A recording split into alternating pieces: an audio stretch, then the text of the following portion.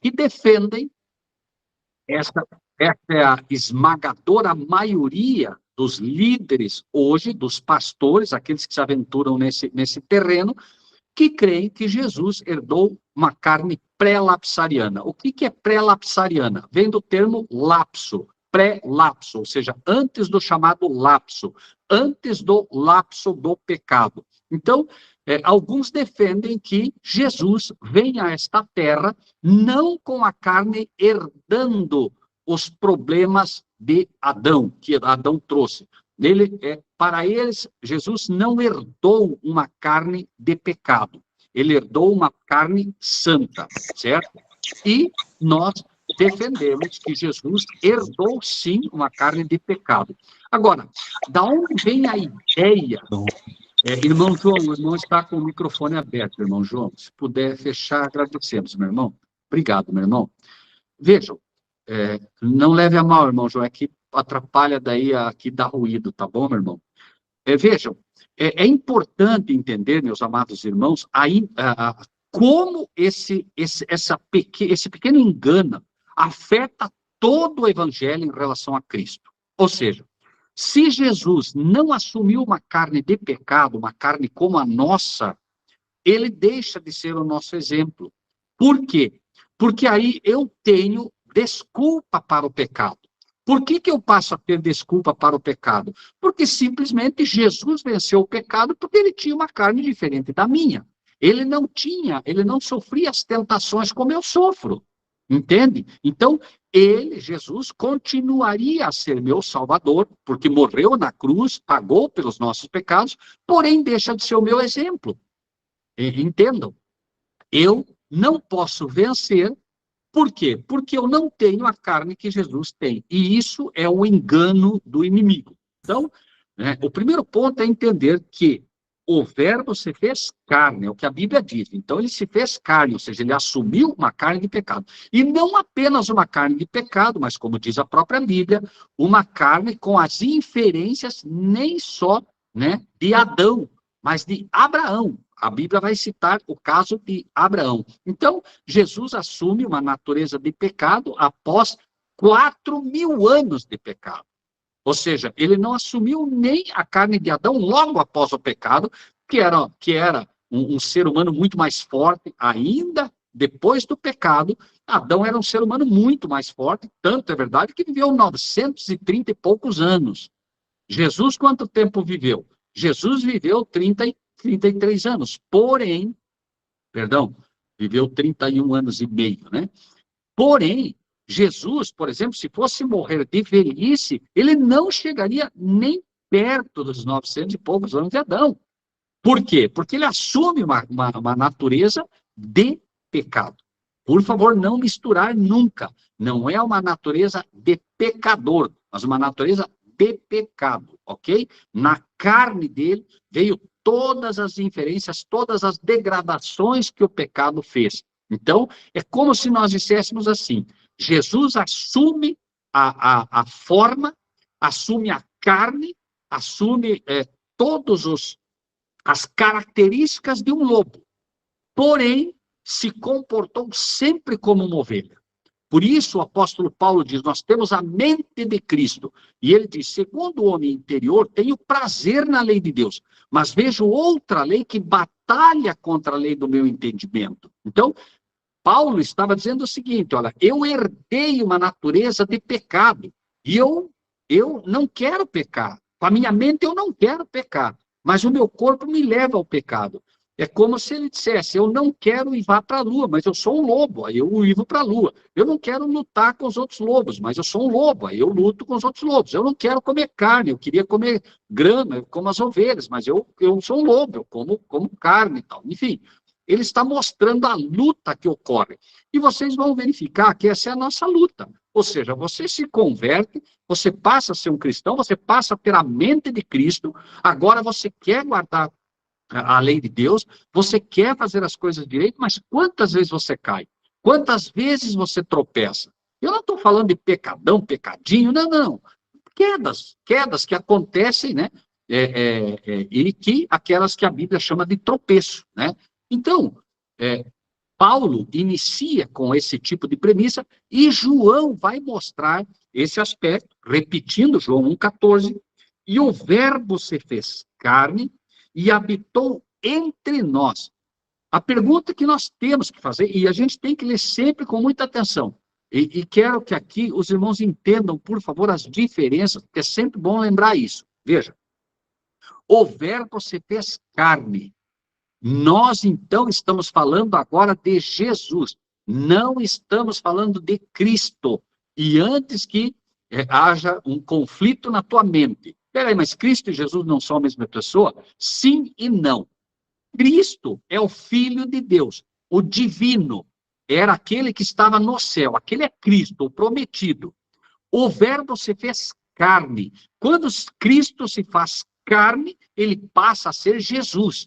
Ou seja, você olharia para Cristo, como Nabucodonosor viu, jogou, né, os hebreus na fogueira, e o que aconteceu? Ó, nós jogamos lá 3, como é que tem 4? E um tem o aspecto do Filho de Deus. Como é que Nabucodonosor conseguiu reconhecer que o quarto tinha o aspecto de um Filho de Deus? Conseguiu porque ele tinha realmente uma forma divina, tamanho, estatura, tudo divino.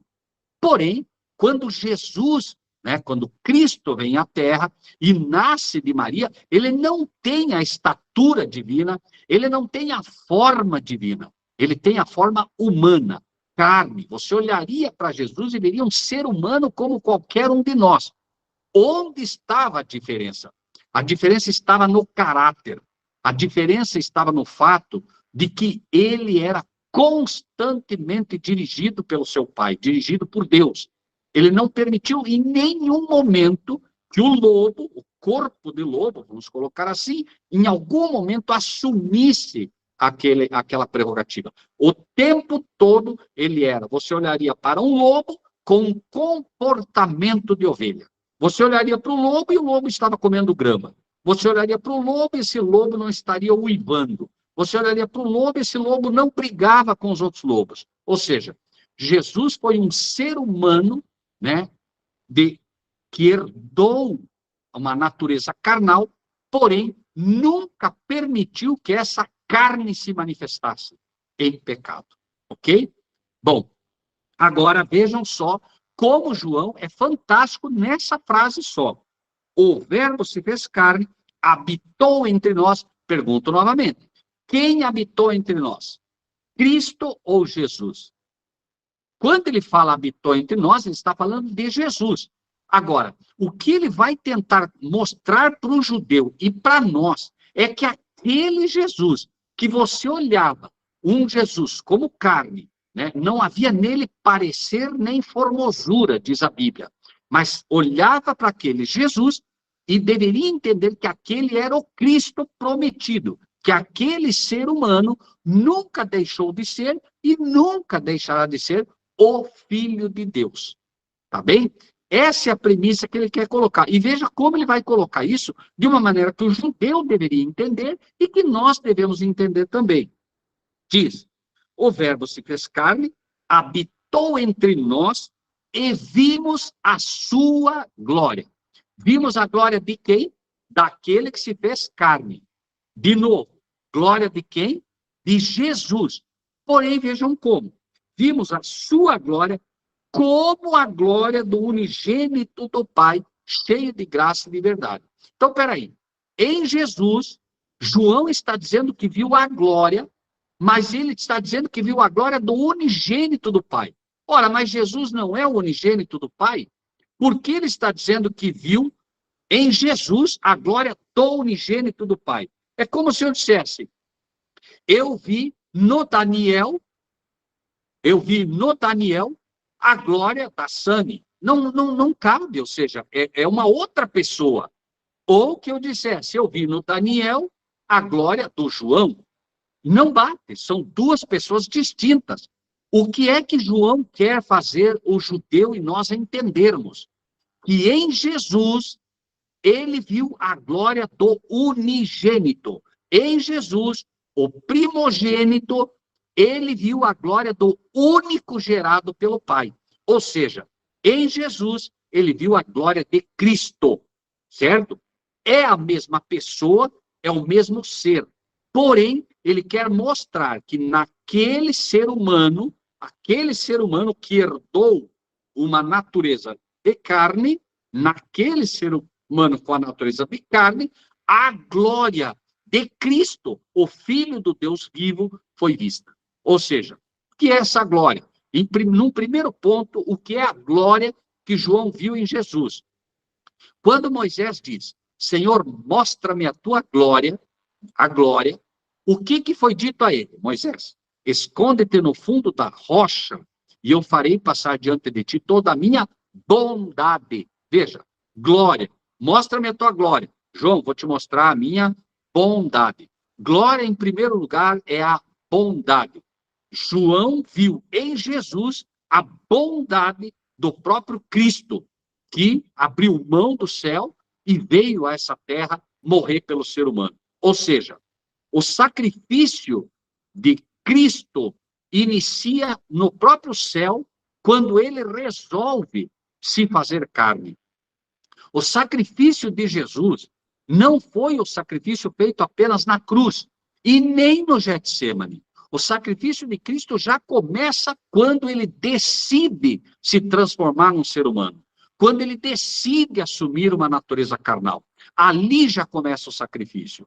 O próprio fato dele transformar-se numa sementinha já foi um processo de sacrifício. Ok? Então, voltando ao ponto, o verbo se fez carne, é como se nós disséssemos, Cristo se fez carne e habitou entre nós e vimos a glória de Jesus como a glória de Cristo, o unigênito do Pai, cheio de graça e de verdade. Então, nós temos, num primeiro ponto, que a glória é a bondade, e nós temos um segundo ponto, onde a glória é aquilo que foi visto como glória mesmo. A glória do Shekinah, por exemplo, a manifestação de Deus. Vejam bem, a glória do Shekinah não era Deus presente ali. O que se fazia presente era a sua manifestação. Era a glória do Pai apenas. Se o Pai em presença se manifestasse ali, não sobraria ninguém vivo, certo? E, por favor, nós temos que entender isso. Esse próprio ensino foi dado a Moisés, né? Senhor, mostra-me a tua glória. Se Deus simplesmente aparecesse para Moisés ali, Moisés morreria carbonizado na hora e todo ser humano. Não sobraria ninguém. Por quê? Porque a glória do Pai é fogo consumidor. E é fogo consumidor de quê? De pecado. Então, no momento, né, que qualquer um de nós, ainda tendo pecado, né, vamos querer olhar para a glória de Deus, morremos todos carbonizados. O que ocorre é que, no final, por isso que Deus, quando desce ali no monte, quando Jesus está sendo morto na cruz, por isso trevas espessas fecharam toda a terra. Todo aquele local foi fechado com trevas violentíssimas, para que a glória do Pai, o próprio Pai fez isso, para que a glória do Pai ficasse eclipsada e não matasse todo mundo ali, ok? Então, não é que Deus mata o ser humano, é que a glória do Pai é fogo consumidor. Isso vai nos explicar também a própria questão do inferno. As pessoas pensam que o inferno é porque Deus vai matar todo mundo. Não. As pessoas vão morrer porque não suportam a glória que vem. E esta glória só vai tirar a vida daqueles que, infelizmente, não entregaram seus pecados. Por quê? Porque antes que Cristo se manifeste na glória do Pai, nós precisamos estar limpos para que a gente possa suportar. E esse suportar, ele vai acontecer quando? Com a glorificação. Somos glorificados e agora podemos suportar a glória que vem do Pai. Então, aqui a gente começa a entender, por exemplo, essa questão da glória como bondade e a glória também como, essa glória também como a própria glória, luz, calor. É como se num momento você dissesse assim, imagine que eu vi que a Sani tem uma criança aí, não sei o tamanho dela, mas imagine, por exemplo, esse baixinho aí, ou a baixinha da Sani, que agora diz assim, mamãe, eu quero, eu quero ligar um aparelho elétrico. Ela não sabe, ela vai e coloca o dedinho na tomada, né? Pega um fio desencapado, que tem, por exemplo, tem cidades em Santa Catarina, não sei Porto Alegre, mas Santa Catarina, que é 360 watts, não é 110, como o Paraná, nem 220, né? Então, essa criança, ela vai sofrer, obviamente, um choque muito forte. Você imagine isso agora, isso você triplicando, quadruplicando zilhões de vezes. A Bíblia diz que a luz da criatura não pode sobrepujar a glória, perdão, a glória da criatura não pode sobrepujar a glória do seu Criador. Então você imagine só, a glória do sol não é mais forte do que a glória que emana do próprio Pai, porque a glória do sol foi o Pai quem deu a ele. Então você imagine como um objeto criado, o sol se aproximando um pouquinho de nós, nós já morreríamos todos carbonizados. Imagine o Pai, então, emanando uma glória muito superior. Eu acredito, isso é opinião minha, por favor, irmãos, uma opinião que eu me permito dar, porque não é uma doutrina. Eu acredito que a luz do Pai é, no mínimo, 7 vezes mais forte do que a luz do Sol, porque 7 é o número da perfeição do Pai. Então, você imagine agora, né, Deus aparecendo, imagine Cristo vindo na glória do Pai, como a Bíblia diz que ele vem na glória do seu Pai, e você imagine só agora, você que cheio de combustível, você cheio de gasolina. Por quê? O pecado é gasolina, o pecado é combustível. Lembre-se, a glória do Pai é glória consumidor de pecado, fogo consumidor de pecado. O que vai acontecer? O que é finalmente o inferno bíblico? E é importante entender isso, porque vocês vão ver a importância disso daqui a pouco. Quando Cristo vem, quando Cristo vem na glória do Pai, eis o Cordeiro de Deus que tira o pecado do mundo. Todo ser humano foi convidado por João Batista a entregar o seu combustível para Jesus, o seu pecado, a gasolina. Por quê? Porque quando a glória do Pai se manifesta no Filho, quem tiver gasolina vai pegar fogo e vai queimar. Queima junto. E quanto tempo queima? Tanto quanto combustível tem. Então, o próprio inferno, que ensina que vai queimar por toda a eternidade, é uma falácia do inimigo para fazer de Deus um tirano. O inferno bíblico é o seguinte: você tem 10 litros de combustível transformados em pecado, vai queimar os 10 litros de combustível. Não é você quem tem que queimar. Quem tem que queimar é o pecado. E quando Cristo vem na glória do Pai, o pecado é que vai ser exterminado ali. E se você se agarrou ao pecado e não entregou os pecados, né, para que Cristo os levasse, você vai ter que arcar com eles. É um fato. Né? Agora, falando da glória e falando, né, dessa glória do unigênito, que é preciso ser reconhecida, eu pergunto para os irmãos, quando nós falamos da natureza de Cristo, que tem tudo a ver com essa questão da glória, que as pessoas não entendem. Uns imaginam que a glória é porque ele veio com a glória que ele tinha no céu. Não, não, não. Ele deixou isso no céu. Ele deixou. Ele manifestou a glória que o Pai lhe comunicava constantemente. Quando ele ia ressuscitar alguém, ele fazia questão de mostrar que era o Pai que estava fazendo. O livro de Hebreus, inclusive, diz: havendo Deus antigamente falado de muitas maneiras aos pais pelos profetas, a nós nos falou nesses últimos dias pelo Filho. Era o Pai o tempo todo falando através do Filho. Por isso que há muita confusão. As pessoas dizem: está vendo aqui, o Jesus está dizendo que é Deus. Não, era o Pai falando. É por isso que há tanta confusão. O Pai fala através do Filho. Como foi que o Pai criou o mundo? Pela palavra. E disse Deus, o que é a palavra? A palavra é Cristo.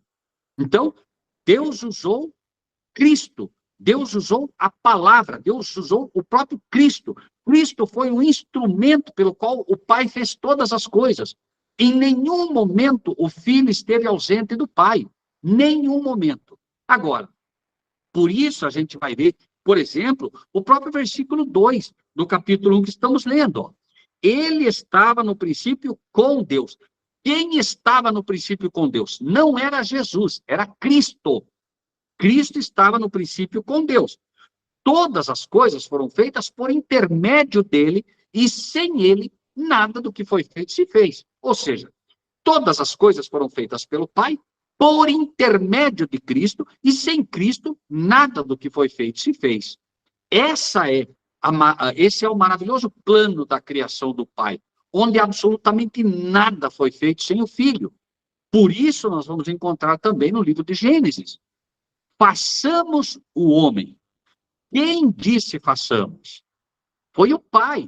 O Pai chama o seu filho agora e diz, façamos o homem.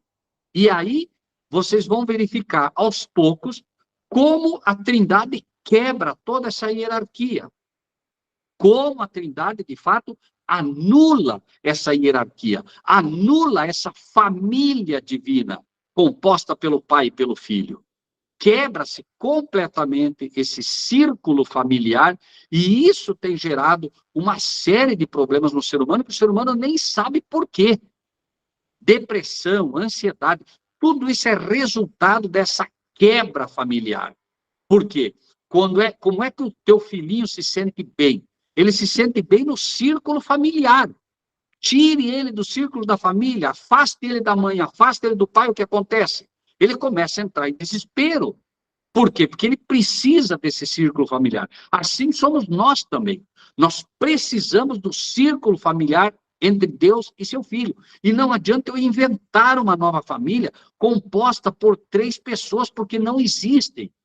E todo engano, seja ele em que nível for, vai trazer problemas ao ser humano.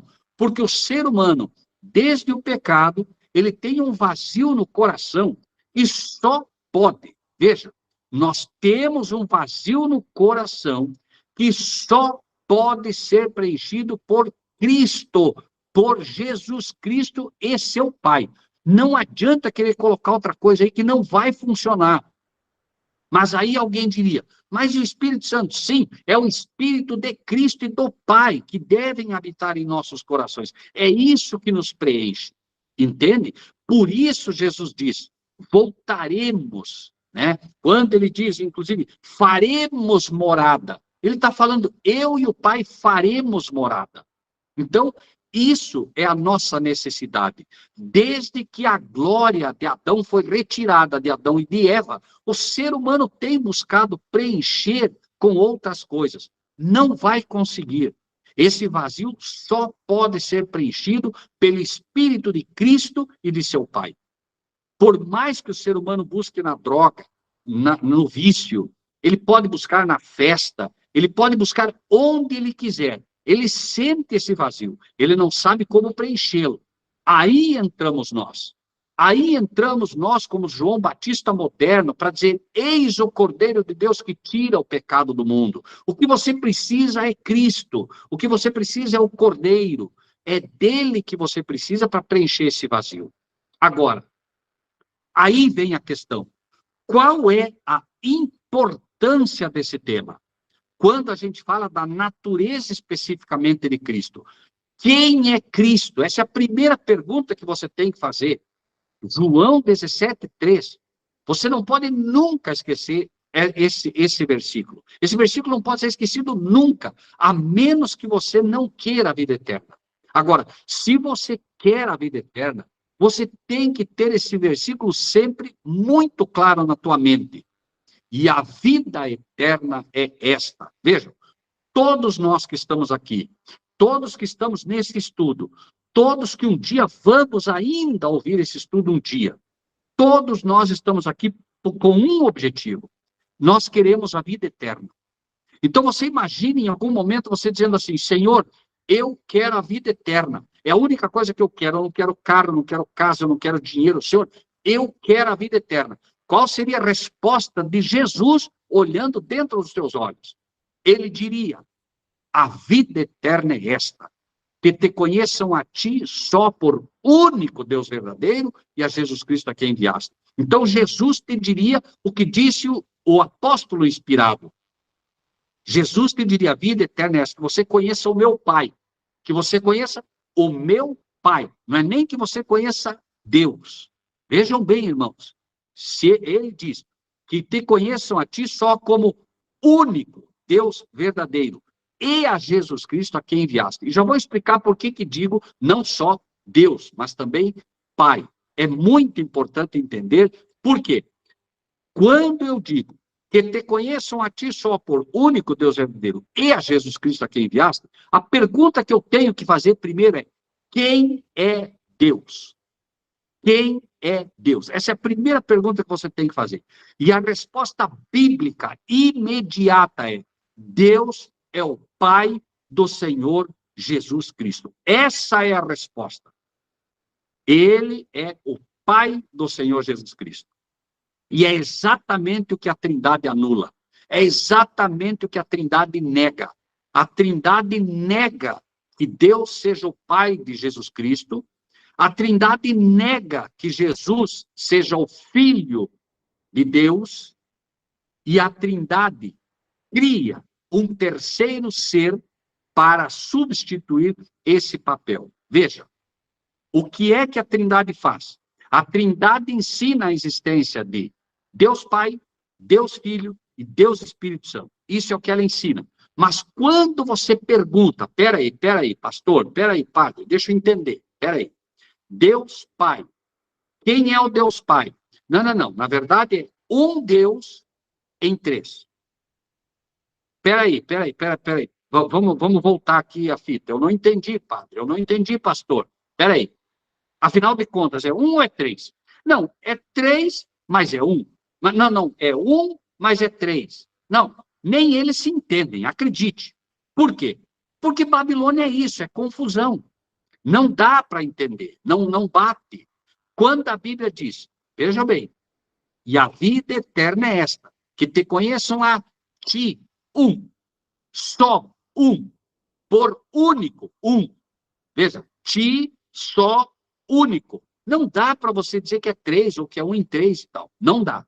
E o que é que a Trindade verdadeiramente ensina? Que Deus não tem um pai, não tem um filho. Que, na verdade, um deles assumiu o papel de pai, o outro assumiu o papel de filho. E o outro assumiu o papel do Espírito Santo. Entendem, irmãos? Aí vem a pergunta de novo. Quem é Deus? Deus é o Pai do Senhor Jesus Cristo. Deus não é um título. Se fosse um título, poderia ser aplicado a qualquer um. Ah, é um título. Então, o Pai agora, que é Deus, como Deus é um título, ele vai promover um outro ser a Deus. Mas não. Deus não é um título, irmãos. Deus é um ser. E este ser é o Pai do Senhor Jesus Cristo. Ok? Bom, por mais que isso pareça simples, irmãos, não se deixem enganar. É simples, mas se torna complicado, por quê? Porque o inimigo cria um subterfúgio em cima disso. E quem é Jesus? Já que a vida eterna é que te conheçam como o único Deus verdadeiro, né? Quando você lê a Bíblia como deve ser, você tem esse texto de forma simples e direta. E aí você tem um segundo texto. Há muito, embora hajam muitos que se chamem deuses, para nós, vejam bem, para nós quem? Para nós Daniel, para nós Célia, para nós Aquino, para nós Edinaldo, para nós Jackson, para nós Iberaldo, para nós João, para nós Adriano, para nós, que como Paulo buscamos a verdade, para nós há um só Deus. Prestem atenção, meus irmãos, porque é simples, mas ao mesmo tempo não pode ser esquecido nunca. Para nós há um só Deus. Quem é ele? O Pai. Então, para nós há um só Deus, o Pai. E um só Senhor, Jesus Cristo, o Filho de Deus. Vejam, irmãos. Então, ele está quebrando completamente a Trindade aqui. Agora, eu gostaria que vocês me acompanhassem, e aí sim, uma vez que a gente deixou pelo menos bem claro essa questão simples, basilar. Vamos para o livro de 1 João,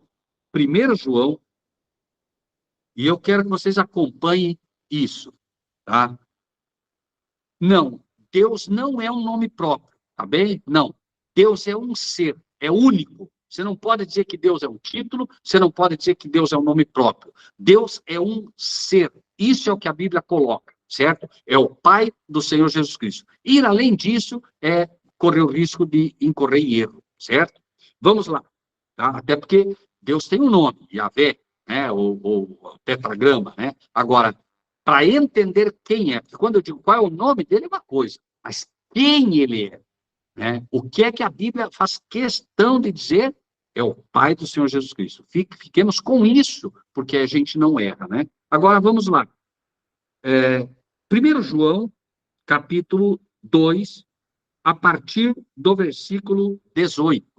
Vamos ver, irmãos, se é importante esse tema, ou se, como alguns dizem, não, isso não é tema de salvação, etc. O inimigo gosta de usar esse tipo de subterfúgio para nos enganar, né?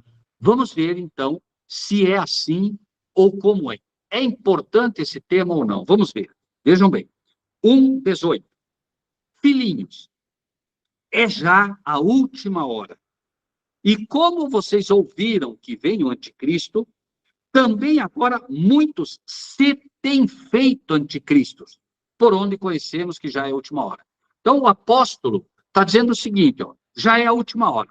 Eu acredito que nenhum de nós aqui negaria que nós estamos no tempo do fim, a chamada última hora. Daniel vai chamar de tempo do fim. E o que é que inaugurou o tempo do fim? O que Jesus disse lá em Mateus 24, né? Jesus mostrou os sinais. E os sinais que ele apresentou foram terremoto, os sinais que ele apresentou que não inaugurariam o tempo do fim. Terremoto, que aconteceu em 1755, né? O chamado terremoto de Lisboa, que nós conhecemos. O sol não daria só luz, não foi um eclipse. A lua ficaria vermelha, se envergonharia, dizem algumas versões, e finalmente a queda das estrelas. Tudo isso inaugurou o tempo do fim. Então nós não temos como negar, é já a última hora. Ok. O apóstolo Paulo havia falado, inclusive, ninguém de maneira nenhuma vos engane, porque não será assim, sem que antes venha a apostasia. O apóstolo Paulo coloca como marco para o tempo do fim a apostasia. E eu pergunto para vocês, será que Paulo, quando fala da apostasia, está falando de Babilônia ou está falando daquela que deveria ser a verdadeira igreja? É simples para entender. Só pode apostatar quem um dia andou na verdade. Quem nunca andou na verdade não é um apóstata, é um gentio. Você nunca conheceu a verdade, você é um gentio. Agora, se você conheceu a verdade e abandona essa verdade, você é um apóstata. Então, quando o apóstolo Paulo fala da apostasia, ele está falando de uma igreja que conhecia a verdade e a abandonou. E aí, me desculpem, só cabe uma igreja em todo esse teor. Só tem uma igreja que Deus de fato chamou e entregou uma verdade única a ela, como nenhuma outra igreja recebeu, e escolheu a apostasia. Como é que nós sabemos que ela escolheu a apostasia? É só olhar, né? Compare o que esta igreja ensinava, só pegar as 28 doutrinas fundamentais, veja o que ela ensinava em relação a Deus, em relação a Jesus e à sua natureza, e veja o que ela ensina hoje. E aí você já tem a tua resposta. Agora veja. Então, o apóstolo Paulo diz que ninguém de maneira nenhuma vos engane, porque não será assim antes que aconteça a apostasia e se manifeste o filho da perdição, o homem do pecado, tá? João vai chamar este homem de filho da perdição, ele vai chamar de anticristo. Agora, vamos ver como é que João vai abordar esse tema, como digo, para ver se isso é importante ou não. Vamos ler. 1:18. João 1 João 2:18. Filhinhos, é já a última hora. E como vocês ouviram que veio o anticristo, também agora muito se tem feito anticristo, por onde conhecemos que já é a última hora. Então ele está falando que vai se revelar o anticristo, porém ele está dizendo que muitos se fizeram anticristo. Ora, se você se fez anticristo, é porque você não era anticristo. Você só se faz anticristo se você em algum momento não era. Por exemplo, imagine que eu dissesse aqui, o irmão Edinaldo era uma boa pessoa, mas ele se fez um assassino. Um exemplo, por favor, hipotético. Ele não era assassino. Ele passou a ser assassino no momento que matou. Ele matou deliberadamente e tal. Aqui ele está dizendo que uns se fizeram, muitos se fizeram anticristos. Então ele vai mostrar como é que eles se fizeram anticristos. Como é que eles passaram a ser igual o anticristo. Vamos lá. Saíram de nós. Olha que interessante. Olha que interessante. Irmão Daniel achou? 1 João 2, 1 João 2, a partir do versículo 18, irmão Daniel, ok? Tá bem? Veja só. Primeiro ele vai dizer, saíram de nós. Que interessante. O irmão João, inclusive, no início dizia, pois é, eu sou um dissidente. É interessante. O inimigo quer nos vender a ideia de que nós saímos. Não, quem saíram foram eles. Por quê? Por quê? O que é que faz de você um verdadeiro cristão da verdade presente? Não é uma placa, não é um nome, é a doutrina. É a doutrina. Você crê nas doutrinas que Cristo deixou? Veja, como foi que Jesus ensinou o que é um discípulo? Ide e fazei discípulos, levando-os para a igreja? Ide e fazei discípulos, batizando-os na igreja? Não. Ide e fazei discípulos, ensinando o que eu vos tenho ensinado. Então, o que é um discípulo de Cristo? Alguém que vive e ensina o que ele ensinou. Não é alguém que tem o seu nome na igreja. Jesus foi taxativo. Ide e fazei discípulos, ensinando o que eu vos tenho ensinado. Então, a única pergunta que você tem que fazer quando te acusam de qualquer coisa é, você ensina o que Jesus mandou ensinar? Ah, não, eu ensino o que a igreja... Sinto muito. Sinto muito. Você não é discípulo de Cristo. Você é discípulo de uma igreja. Você tem que ser discípulo de Cristo. E você tem que ter certeza que está ensinando o que ele te mandou ensinar. Porque senão você não é discípulo dele. Ok. Uma vez que se entenda isso, o apóstolo João vai mostrar que quem não ensina o que Cristo ensinou, saíram de nós. Você está em Babilônia, não quando você pertence à igreja mãe babilônica.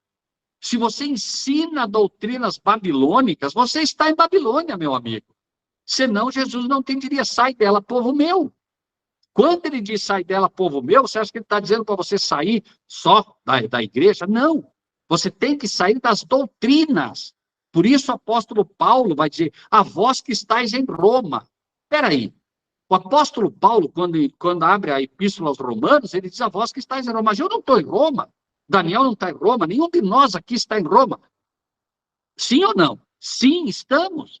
Se ensinamos doutrinas romanas. Se você ensina a Trindade, você está em Roma, meu amigo. Me desculpe te dizer. Está em Roma. Por quê? Porque o que faz de você um discípulo de Roma é se você ensina as doutrinas de Roma. Assim como o que faz de você um discípulo de Cristo não é estar em uma igreja, mas sim ensinar o que Cristo ensinou. Discípulos de Cristo ensinam o que Cristo ensinou. Discípulos de Roma ensinam o que Roma ensina. É simples assim. Então, eu sou adventista. E o que você ensina? Não, eu creio na Trindade. Então, você é romano. Me desculpe, você é romano. Você não é adventista. Você nem é discípulo de Cristo, certo? Eu não estou aqui dizendo que você não é um filho de Deus, nada disso. Você pode ser um filho de Deus, mas não é um discípulo de Cristo. Discípulo vive e ensina o que Cristo ensinou. Quando, por exemplo, os discípulos de Jesus chegaram e disseram, Senhor, tem gente ensinando no teu nome aí, deixe-os. Deixe-os. Por quê? Estão errados, mas dentro da luz que tem, estão andando, não julgue. Porém, não são meus discípulos. Entenda isso. Discípulo é aluno que aprende com o mestre e ensina o que o mestre ensinou. Outro exemplo. Vamos imaginar que a irmã Sani agora dissesse para nós aqui, olha, eu sou professora de matemática e quero que vocês entendam que 2 mais 2 é 5. Pergunto, ela é uma professora de matemática? Não, ela pensa que é, mas ela não é. Ela está enganada. Agora, isso não quer dizer que ela seja uma má pessoa. A irmã Sani pode ser uma pessoa fantástica, mas como professora de matemática, ela não serve. Concordam? Esse é o ponto. Um falso profeta, um falso pastor, não é apenas um falso pastor se ele é mau. Se ele ensina uma doutrina falsa, ele é um falso pastor, ainda que ele seja uma boa pessoa. Entendem?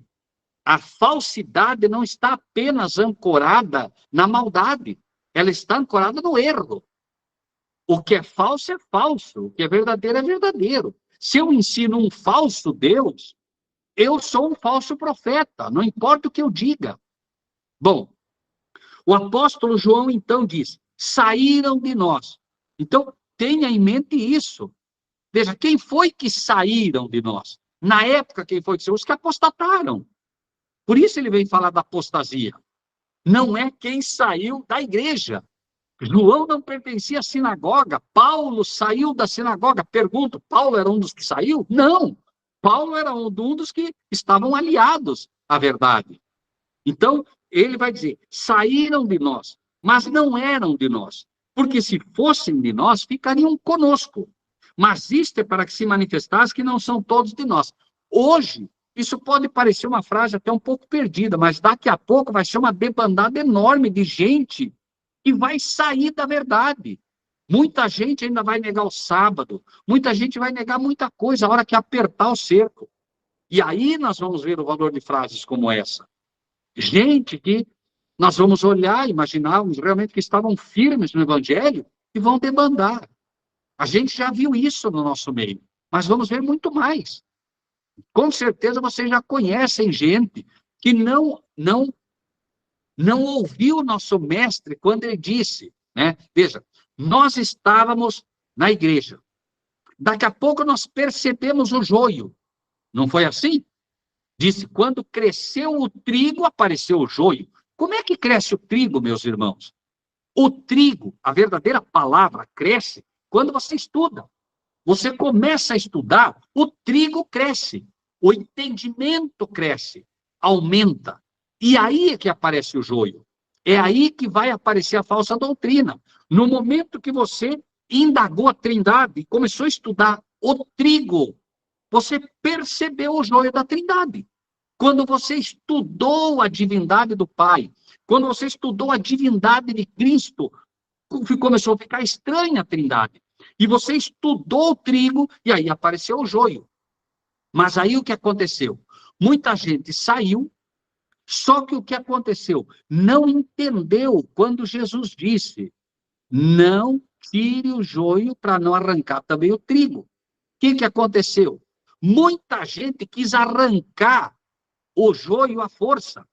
Muita gente quis arrancar doutrinas como a Trindade e outras, mas quis arrancar pela força. E o que o mestre ensinou? Nem por força, nem por violência, pelo meu espírito. Muita gente, querendo arrancar a Trindade, arrancou junto a profecia das 2.300 tardes e manhãs, arrancou junto a natureza de Cristo. Tem gente aí arrancando um monte de trigo. Por quê? Porque no afã de arrancar o joio, acabou arrancando o trigo também. O arrancar do trigo não é só o parente seu, não é só aquela pessoa boa, é a própria doutrina. Porque Jesus disse, Senhor, por que tem joio? O inimigo fez isso. O inimigo foi e plantou sorrateiramente. Então ele disse, o inimigo fez isso, ele plantou a semente do joio e se ausentou. Foi exatamente o que aconteceu na igreja adventista. A igreja adventista tinha trigo. O inimigo foi lá e semeou o joio, sorrateiramente. Começou a colocar a Trindade de forma escondida, velada. Quando vimos, estava aquela coisa ali no meio que ninguém sabia de onde veio. Apareceu daí o Nisto Cremos e começou a aparecer um monte de joio. E aí, nós nos alarmamos. E aí foi pedir ao pai de família, Senhor, por que tem joio? O inimigo fez isso. dormindo os homens.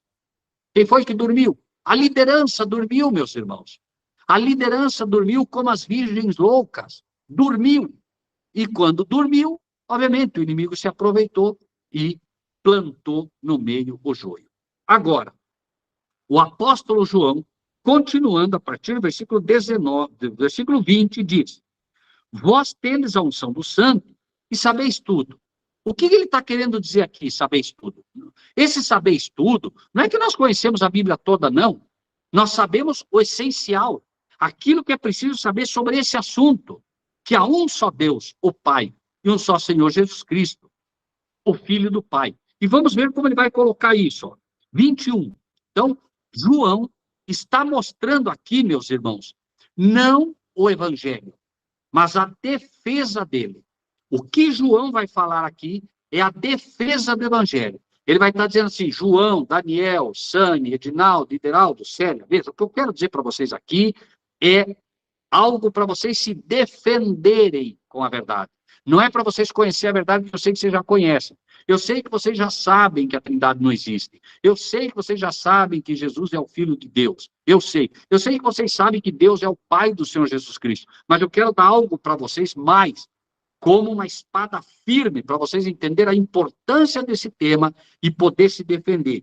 Olha só o 21. Não vos escrevi, ou seja, essa carta eu não estou escrevendo para vocês porque vocês não saibam a verdade, mas porque vocês sabem. É por isso que eu estou dando, porque vocês sabem a verdade. Se vocês não soubessem, eu nem ia dar isso para vocês. Porque vocês sabem. E porque nenhuma mentira vem da verdade. Olha o que ele vai colocar aqui como a grande mentira dos anticristos e do anticristo. Olha o que ele vai colocar como mentira do anticristo e dos que se fizeram anticristos e não eram. Quem é o mentiroso, senão aquele que nega que Jesus é o Cristo? Vejam, aí alguém diria assim, não, mas espera aí, nós que somos nominais, nós não negamos que Jesus seja o Cristo. Negam sim, negam. Por quê? Veja o que ele coloca. É o anticristo, esse mesmo que nega o Pai e o Filho. Prestem muita atenção nisso, meus irmãos. Quando você nega que Deus é o Pai do Senhor Jesus Cristo, e quando você nega que Jesus Cristo é o Filho do Pai, você nega que Jesus é o Cristo. Você está negando a filiação divina. Prestem muita atenção nisso. Isso é extremamente importante, porque João está colocando essa como a doutrina do anticristo. E é exatamente o que a doutrina da Trindade faz, meus irmãos. A doutrina da Trindade nega que Jesus seja o Filho literal do Pai. E nega que Deus seja o Pai literal do Senhor Jesus Cristo. Esse é o problema, irmãos. Vejam como é pesado isso. Olha só, 23. Qualquer que nega, veja bem o versículo 23. Não diz qualquer que nega Jesus. Não diz qualquer que nega Cristo. Diz qualquer que nega o Filho. Qualquer que nega a filiação literal de Jesus também não tem o Pai. Qualquer que negue a filiação literal de Jesus também não tem Deus. E aquele que confessa o Filho, aquele que confessa que Jesus Cristo é o Filho de Deus, tem também o Pai. Portanto, olha só que interessante. Portanto, 24. O que desde o princípio ouvistes, permaneça em vós. O que foi que desde o princípio ouvimos? O que foi que desde o princípio a Igreja Adventista ensinou? O que foi que desde o princípio aqueles que estudaram os princípios fundamentais da Igreja entenderam? O que foi que os discípulos ensinaram lá no princípio? O que foi que Paulo ensinou? O que foi que João ensinou? O que foi que Pedro ensinou? Quando lhe foi perguntado, Pedro, e tu que dizes do Filho do Homem? Tu és o Filho de Deus, o Filho do Deus vivo. Olhem só, irmãos, como isso é importante. Então, o que você ouviu desde o princípio, lá no princípio, né? Lá pelos discípulos, lá quando Deus disse, façamos o homem para o seu filho, tudo, desde o princípio, do que os discípulos ensinaram, do que os patriarcas da igreja ensinaram. Tudo que você ouviu desde o princípio, mantenha. Então, 24. Portanto, o que desde o princípio ouvistes, permaneça em vós. Se em vós permanecer o que desde o princípio ouvistes, porque muitos apostataram, muitos não creem mais nisso, também permanecereis, veja de novo o termo que ele usa, no Filho e no Pai. Veja que ele não usa o termo Jesus e Deus. Ele usa Filho e Pai. Ele quer deixar muito claro a filiação. E aí, eu pergunto, meus amados irmãos, como pode um líder, como pode um pastor, como pode uma igreja ensinar que Jesus não é o Filho literal de Deus? Essa é a maior apostasia que o mundo já viu e vai ver. É terrível esse engano, irmãos, terrível. Se tem algo que a Bíblia ensina do início ao fim, é a filiação do Senhor Jesus Cristo. Essa filiação literal. Nós somos adotivos. Jesus Cristo não. Ele é o filho literal do Pai. Ele diz, inclusive, né? Eu saí do Pai e vim ao mundo. 25. E olha só. Vejam como está ligado, irmãos. Prestem muita atenção. Versículo 25. Olha o que diz ali. E esta é a promessa que ele nos fez.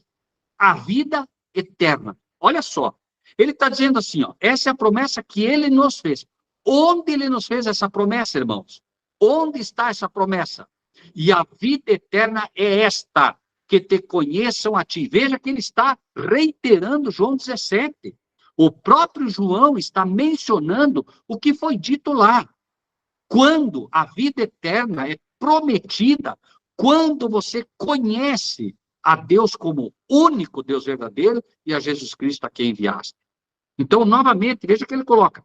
Esta é a promessa que ele nos fez, a vida eterna. E que promessa é essa? Exatamente a filiação que ele acabou de colocar. Quem não confessa, né? Quem não confessa que Jesus é o Cristo, quem não confessa que Jesus, aquele que veio em carne, é o Filho de Deus, não tem o Pai e não tem a vida eterna. 26. Estas coisas, olha só que interessante. Estas coisas vos escrevi acerca dos que vos enganam. Peraí, ele está falando isso de quem? De quem é que ele está falando? Eu escrevi, ele disse, por causa daqueles que enganam vocês. E quem são os que tentam nos enganar neste assunto? São os pastores. É a liderança. Infelizmente. 27. E a unção que vós recebestes dele fica em vós. E não tendes necessidade de que alguém vos ensine. Mas, como a sua unção vos ensina todas as coisas, é verdadeira e não é mentira, como ela vos ensinou, assim nela permanecereis. O que ele está dizendo é o seguinte, olha, eu não preciso ensinar isso para vocês. O que eu quero deixar muito claro é que vocês não podem abandonar isso de jeito nenhum. O propósito de João aqui não é ensinar sobre isso. O propósito dele é mostrar que vocês não podem abrir mão dessa verdade nunca. Porque no momento que abrirem mão desta verdade, nós perdemos a vida eterna. É o que ele está colocando. Agora, 28. E agora, filhinhos, permanecei nele. Não saiam. Permanecei nele. Como é que eu permaneço nele? Ensinando o que ele mandou ensinar. Vivendo o que ele me mandou viver. Para que, quando ele se manifestar, tenhamos confiança e não sejamos confundidos por ele na sua vida. Se você não conhece Jesus Cristo como o Filho literal de Deus, quando aparecer o inimigo se fazendo passar por ele, você vai cair. Por quê?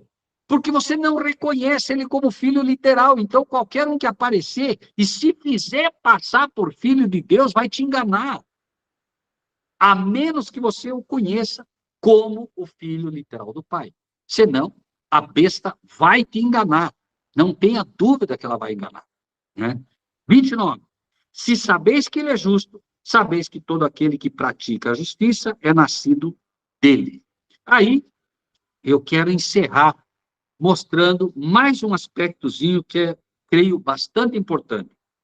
Vamos para o livro de 1 João que vocês estão, capítulo 4 agora, capítulo 4, por isso falamos da natureza de Cristo, veja como está ligada a filiação e a natureza, e como ele vai colocar isso. 1 João 4, 1.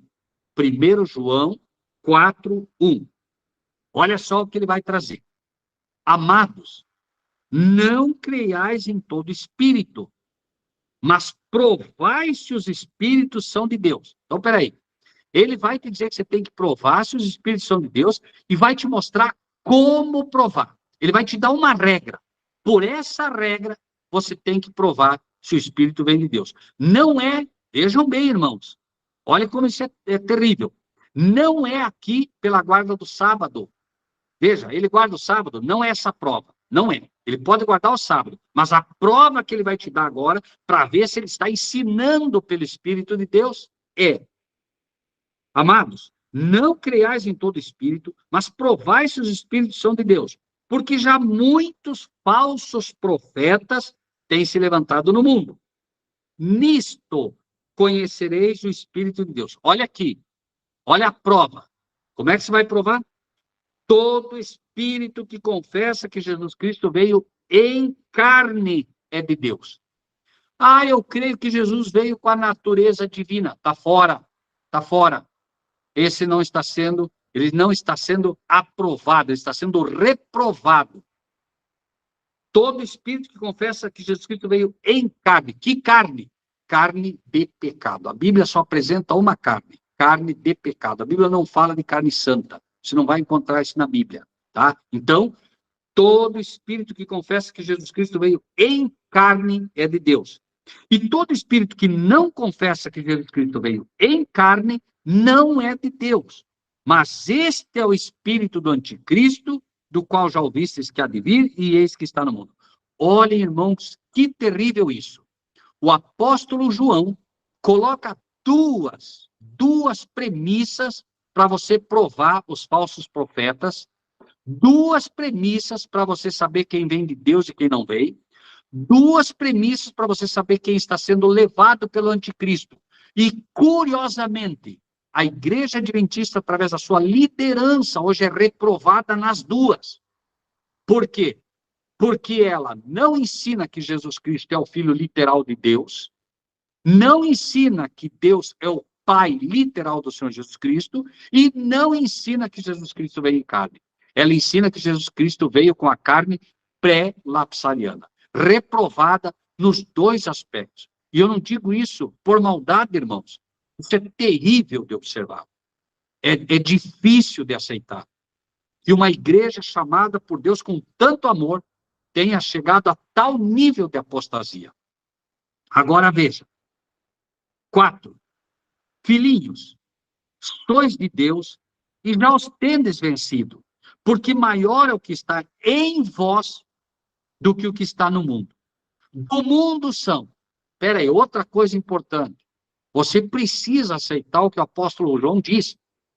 Quem ensina que Jesus Cristo não veio em carne de pecado, quem ensina que Jesus Cristo não é o Filho literal de Deus, não importa o título que tenha, é do mundo. Ele é do mundo, ele é mundano. Olha só, filhinhos, sois de Deus e já os tendes vencido, porque maior é o que está em vós do que o que está no mundo. Do mundo são. Por isso falam do mundo, e o mundo os ouve. Veja que o mundo ouve.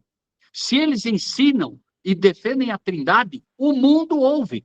O papado os recebe. Todas as religiões os recebem. Mas não recebem a nós. Por quê? Porque não somos do mundo. Nosso ensino não é do mundo. Nosso ensino é espiritual. E os homens que querem o mundo, os homens que querem o louvor e a glória do mundo, não vão conseguir aceitar esta verdade. 5. Do mundo são. Por isso falam do mundo e o mundo os ouve. Nós somos de Deus. Aquele que conhece a Deus, ouve-nos. Aquele que não é de Deus, não nos ouve. Nisto conhecemos nós o espírito da verdade e o espírito do erro. Irmãos, eu encerro por aqui. Eu espero em Deus que pelo menos nós possamos entender a importância de um tema como esse, meus irmãos. É terrível entender, em algum momento, que líderes que conheceram a verdade, irmãos, possam negar isso. E lembrem-se, nada novo debaixo do sol. O problema da liderança judaica foi não reconhecer Jesus como Filho de Deus. O pecado se repete. O mesmíssimo pecado se repete. Expulsar-vos-ão das sinagogas. Vem mesma hora em que aquele que vos matar pensará estar fazendo um serviço a Deus. Não se enganem, meus amados. Vai procurar tirar a nossa vida o mesmo grupo que nos expulsou. Porque Jesus disse desse grupo: expulsarão vocês das sinagogas. Quem nos expulsou? Não foi Babilônia que nos expulsou. Foi aquela que hoje, infelizmente, está se transformando numa filha dela, que é uma filha dela. Foi ela que nos expulsou. E Jesus colocou o mesmo problema na mesma. Expulsar-vos-ão das sinagogas. Vem mesmo a hora em que aquele que vos matar pensará estar fazendo um serviço a Deus. O engano será tão triste que, uma vez que não amaram a verdade, Deus lhes envia o espírito do erro, o espírito de engano, para que creiam na mentira. Finalmente vão crer nessa mentira e vão realmente acreditar que estão fazendo um bem ao mundo, procurando tirar a nossa vida. Não se engane, meus irmãos. Quem viver, verá. Que Deus nos abençoe a todos, meus irmãos. Amém. Obrigado, irmão Rogério. Amém. Glória a Deus. Amém, irmão Rogério. Amém. Que bênção esse nosso estudo de hoje. Um grande aprendizado, né, Ideraldo? A todos que estão Com certeza. Um grande aprendizado. Realmente é isso que nos falta. Muitos de nós vamos à igreja, ultimamente, sedentos da palavra para buscar a verdade presente, e a gente volta cada vez mais vazio do que chegou. Infelizmente, essa é a realidade atual. E isso deixa a gente muito triste. E quando a gente tem a oportunidade de Deus usar seres humanos como você, né, que Deus tem essa oportunidade de usar pessoas assim como você para nos trazer a verdade, isso realmente é muito gratificante para todos nós, né? Maravilha. Aí, eu não sei se alguém teria alguma pergunta a fazer nesse momento, se o irmão está disponível para responder, né? Se alguém tem alguma pergunta, pode ficar à vontade aqui nesse momento. Bom, não temos nenhuma pergunta, então, né? Acho que podemos encerrar por hoje, irmão. Gostaria, antes de mais nada, agradecer a todos pela paciência. Realmente foi uma luta para chegar a tempo, mas o que mais importa de tudo, e fico feliz e agradecido a Deus, que tudo deu certo, tudo foi bom, tudo está sendo transmitido pelo YouTube também, muitas pessoas lá participando, para a honra e glória de Deus, e é isso. Eu agradeço em nome de todos aí ao irmão Rogério por essa... Irmão Jackson, perdão, houve uma pergunta aqui, eu não sei quem, mas alguém perguntou, quando Adão e Eva pecaram... Não encontrei. Quando Adão e Eva pecaram, porque eles não foram consumidos, né, com a glória que se apresentou ali. Ocorre que quem se apresentou aí foi Cristo, tá? E, obviamente, ele velou a sua glória aí para que eles não morressem carbonizados, assim como quando ele aparece para Moisés, ele aparece com uma glória velada na sarça ardente, tá bem? O exemplo ali da sarça ardente era, né, de quem era a glória ali? Uma glória velada, repetimos, não era a glória na sua expansão, né, para mostrar para ele que Cristo um dia viria. A sarça, o que era? Uma sarça cheia de espinhos. Mas por que Moisés ficou curioso? Por que ela não se queima? Né? Como é que pode uma coisa vegetal não queimar com todo aquele fogo? Estava mostrando que Cristo assumiria a natureza humana, cheia de pecado. A sarça era cheia de espinhos, era um pé de acácia que é cheio de espinhos. Então, estava mostrando que Cristo assumiria uma carne de pecado porém, mesmo assim, a glória de Cristo estaria nele e não o consumiria, tá bem? Esse é o ensino. Então, quando Adão e Eva estão ali, Cristo aparece com glória velada para que eles não morram ali. Porque depois que houve pecado, não houve mais comunicação direta entre Deus, o Pai, e as criaturas pecadoras. Imediatamente, Cristo entra em ação, fazendo o trabalho para que não morressem aqueles que se colocariam em termos de...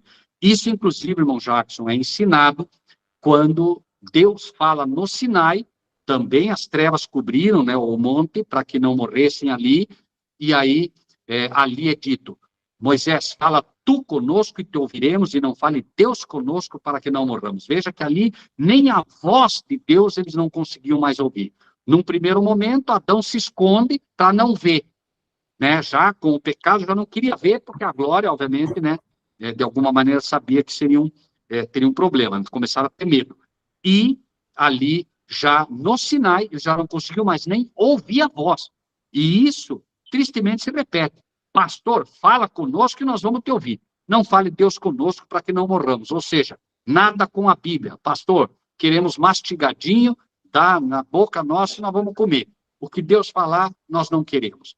Tristemente, Jackson, essa é a realidade de hoje também. Está se repetindo, né? Sim. Parece que o irmão Daniel levantou a mão. O microfone, irmão. Não vejo ninguém com a mão levantada aqui. Acho que não. Mas está bom, maravilhoso, maravilhoso. Estamos muito agradecidos, mais uma vez, pela tua disponibilidade, sabe? É incrível, a forma que você passa é muito... A tua didática é maravilhosa, só Deus mesmo agindo na sua pessoa para poder transmitir de uma forma tão simples para que nós possamos entender. Eu tenho certeza absoluta que todos vão dormir aqui com o maior entendimento com relação a tudo, porque realmente fica tudo muito claro, irmão. Quero te agradecer mais uma vez. Perdão, irmão Jackson. Realmente, irmão Daniel. O irmão não abriu o microfone, irmão Daniel. Por favor, fique à vontade. Se precisar, eu traduzo. O irmão Daniel é da Argentina, meus irmãos. Por favor, abra o microfone, irmão Daniel, senão a gente não consegue. Aí, ótimo. Ya.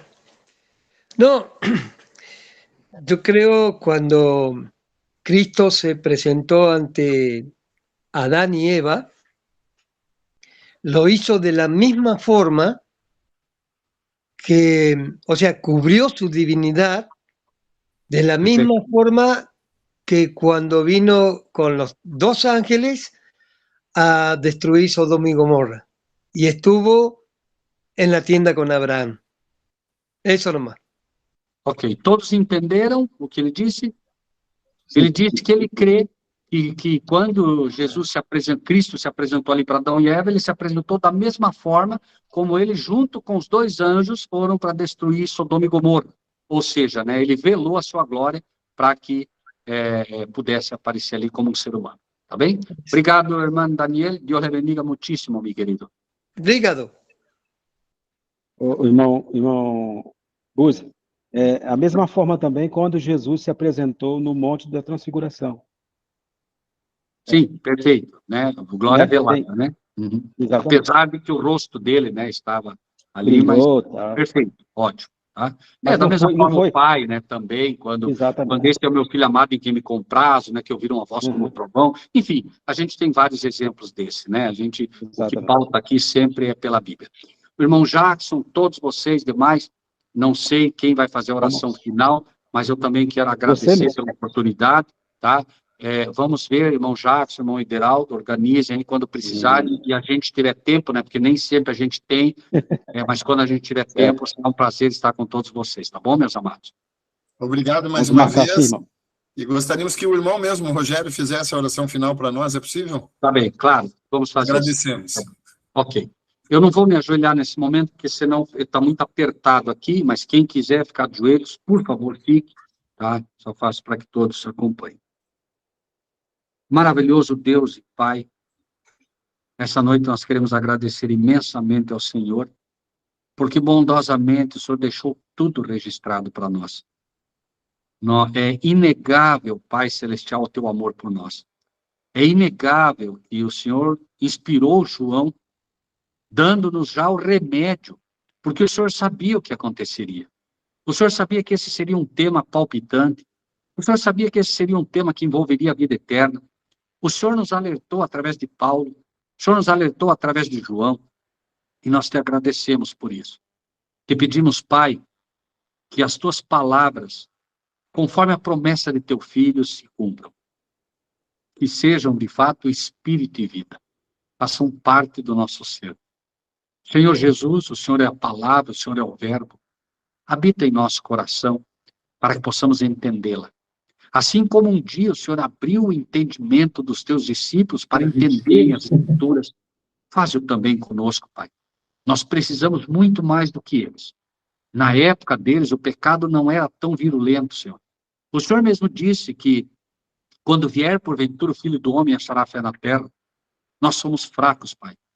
Mas o Senhor tem prometido que o teu poder se aperfeiçoa na fraqueza. Então, nós estamos aqui. Como Isaías, envia-nos a nós, mas não sem antes purificar os nossos lábios com a brasa viva do altar do teu poder, para que possamos, Senhor, levar muitas pessoas aos pés da cruz. Obrigado, Senhor Jesus, por se fazer presente entre nós. Sabemos que o Senhor é o único mestre que deve ser reconhecido. Se alguma palavra aqui foi colocada que não foi perfeita como o Senhor gostaria que fosse, perdoa-nos. Mas, acima de tudo, Senhor, assuma sempre o lugar que te é de direito. O Senhor é o único professor. E todos nós somos meramente alunos. Tudo isso, Pai, nós te pedimos e te agradecemos nos méritos desse nosso mestre, desse nosso professor, hoje e sempre. Amém. Amém. Meus Amém, irmãos, meus irmãos, uma ótima noite a todos. Obrigado, irmão Iberaldo. Muito obrigado mesmo a todos. Deus abençoe. Deus abençoe a todos. Amém. Um abraço. Nós te agradecemos.